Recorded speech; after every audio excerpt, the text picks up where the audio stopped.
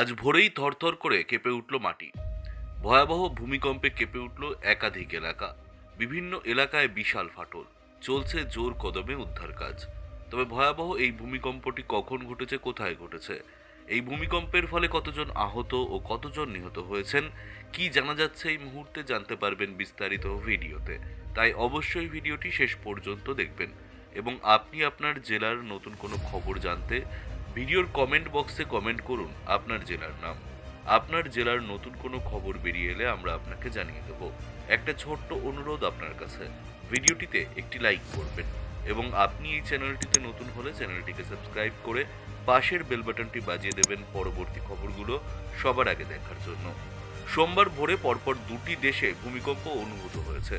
জাতীয় ভূকম্পন কেন্দ্র এনসিএস জানিয়েছে পাকিস্তানের রিক্টার স্কেলে 3.6 এবং মায়ানমারে 3.3 মাত্রার ভূমিকম্প আঘাত হেনেছে। ভোর 2:42 পাকিস্তানে ও 1:57 মায়ানমারে কম্পন অনুভূত হয়। এই দুই দেশেই ভূমিকম্পের গভীরতা ছিল 90 এবং 110 kilometre. National centre for seismology NCS এর তথ্য অনুযায়ী পাকিস্তানে 3.6 মাত্রার ভূমিকম্পটি আঘাত হানে ভোর 2:42 নাগাদ। ভূমিকম্পের কেন্দ্রস্থল ছিল মাটির প্রায় 90 কিলোমিটার গভীরে।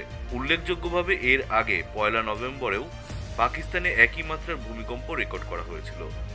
ভূতত্ত্ববিদরা জানিয়েছেন পাকিস্তান ভারতীয় ও ইউরেশিয়ান টেকটনিক প্লেটের সংঘর্ষস্থলে অবস্থিত হওয়ায় দেশটি ভূমিকম্পের প্রবণ অঞ্চলের মধ্যে পড়ে।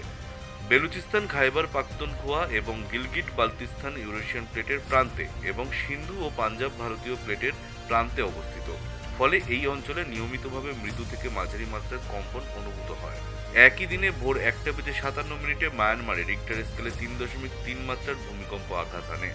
জাতীয় নিরাপত্তা সংস্থা এনসিএস জানিয়েছে ভূমিকম্পটির কেন্দ্রস্থল ছিল ভূপৃষ্ঠ থেকে প্রায় 110 কিলোমিটার গভীরে। মায়ানমারও একটি উচ্চ ঝুঁকিপূর্ণ ভূমিকম্প প্রবণ এলাকা, কারণ দেশটি 4টি প্রধান টেকটনিক প্লেট ভারতীয়, ইউরেশিয়ান, সুন্দা ও বার্মা প্লেটের সংযোগস্থলে অবস্থিত। এই কারণে দেশটিতে ভূমিকম্পের পাশাপাশি সুনামির আশঙ্কাও থেকেই যায়।